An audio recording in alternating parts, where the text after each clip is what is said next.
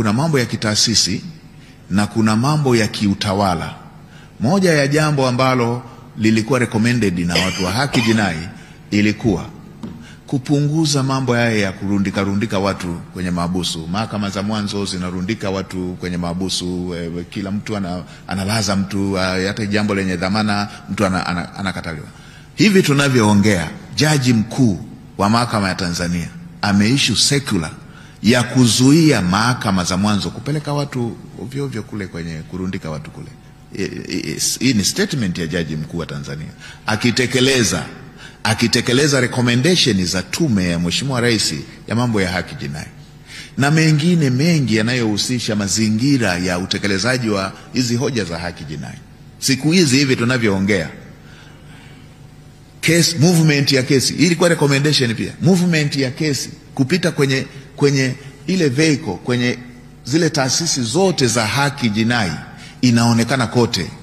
Hamna hii akimaliza kwa DCI huku inajulikana, ikitoka magereza huku inajulikana. Na haya mambo ya transformation hizi, ndugu zangu, si jambo la siku moja. Tunaongelea utamaduni uliojengeka tangu mkoloni.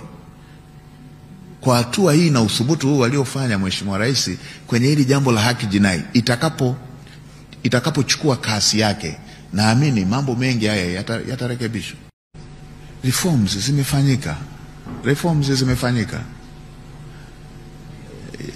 Jambo lililohusisha sheria ya tume huru ya uchaguzi limefanyika.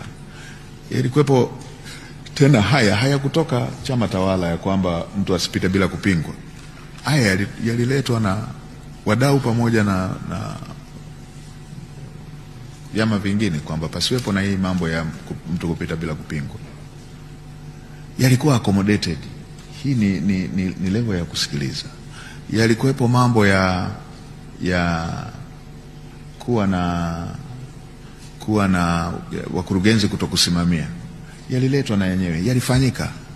Kulikuwepo na mambo ya kwamba hivi vyama vingine vinakuwa vyama vya upinzani bado vichanga visaidiwe magari.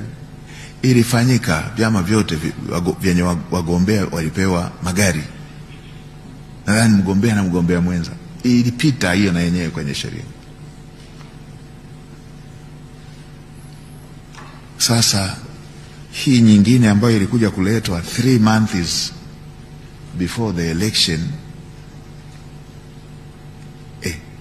ndo mambo ya kuanza kujiuliza hao watu wanaitakia nini Tanzania?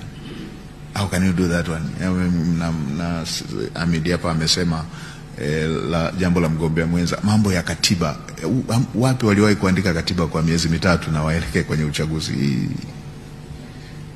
Hata ile pendekezo tulipambana karibu miaka 5 na hatukuipata. Miezi mitatu unapata katiba gani? Kwa hiyo mengine hayo haikuwa sababu kwa kweli, na nadhani kwa kuwa tumeshapita, na mimi niwaombe kwa kuwa huko kwingine tulishapita, tusihangaike, tusidwell sana, kwa sababu kama haya mambo yanayohusisha ya wengine yana gharama ya maumivu ya mioyo. Tuendeni na mwongozo ambao Mheshimiwa Rais ameutoa wa kuvuka hapa, and then kama Amidi hapo unasema mambo ya mgombea binafsi ni mambo ya katiba. Haya sio mambo ya sheria, ni mambo ya katiba. Na kwa sababu jambo la katiba liko kwenye ilani, tukisha seto haya mambo ambayo Mheshimiwa Rais ameyatolea mwongozo, tukajua haya tukaelewana, iron out, tukarejesha umoja wa Tanzania wawe wamoja. Those are the things ambazo zinatakiwa ziendelee kupitia kwenye masuala ya katiba, na haya mambo yamo kwenye ilani.